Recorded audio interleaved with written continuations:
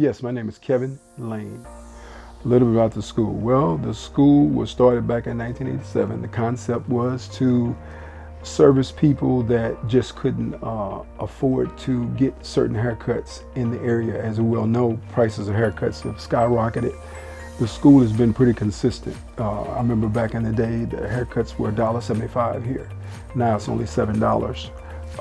So it's actually been put here to actually help people in the community that are less fortunate, have big families that need to, get their haircut and be well groomed and get their kids taken care of.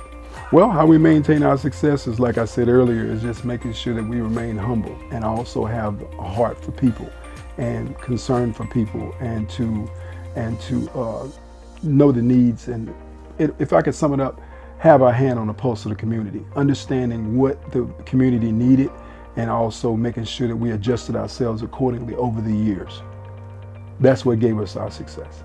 You can go online and look up OG's School of Hair Design and look up admin at ogbarberschool.com and look up, and it'll actually give you more of a background of the school, the mission statement, what we stand for, how long we've been in business, and what we actually offer to people that want to come to school in preparation for TDLR, the Texas Department of License and Regulation.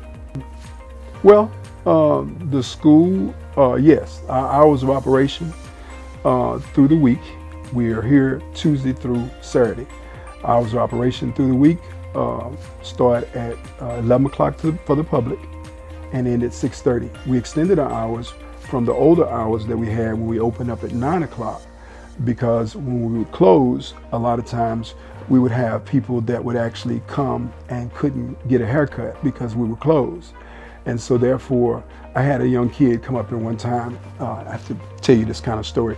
And what it was, he came to the school and he was riding a bike, little kid on this big bike, trying to get here before we closed. So he got here and he came to the door, came inside, and he said he was trying to get a haircut. I said, well, I'm sorry, we're closed.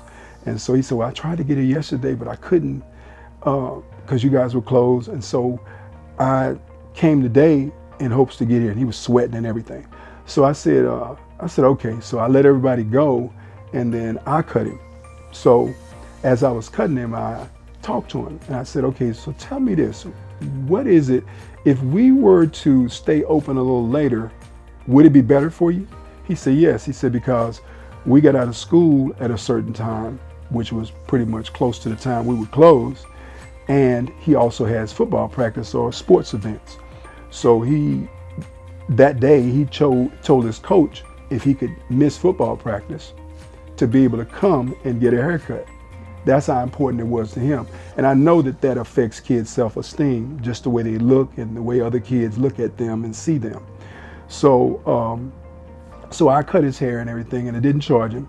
And he gave me a lot of input as far as the hours should be adjusted and why they should be adjusted. So therefore, what we did was we decided to open the school at 11 o'clock to the public and close at 6:30, which gives the parents more time to go pick the kid up. Even if they went to practice, give them more time to go to practice and even be able to come here and still be able to get their haircut. So far it's been pretty good. It's taken time to catch on because people don't know as much, but they're slowly beginning to pick it up. And so now we're getting people that bring in 4 and 5 kids, when they get out, and that helps them out a lot because you figure a haircut is $7 as opposed to $35 or $40 out there on the economy. So this makes it more affordable for them. And then tapered haircuts are $5, so it's very affordable. Whereas you can get one kid haircut for what you could pay for one haircut out there. So, we're not circumventing anybody that's out there running a business, but we are here for the community. And that's what the school is. So we're not a business, we're a school. And also we care. So therefore we try to keep our hand on the pulse of the community and understand the needs and the wants of the people around us, because they've serviced us well and we choose to service them well. And that's why we do back to school haircuts, 25 cents. And we do a lot of things all throughout the year to just try to give back to the different families. So my last word would be to tell some of the business owners in the area that always keep your hand on the pulse of the community. Always look out for the people first, because they're always looking out for you. So give back. Don't just take from the community, but learn to give back to the community, and you will prosper.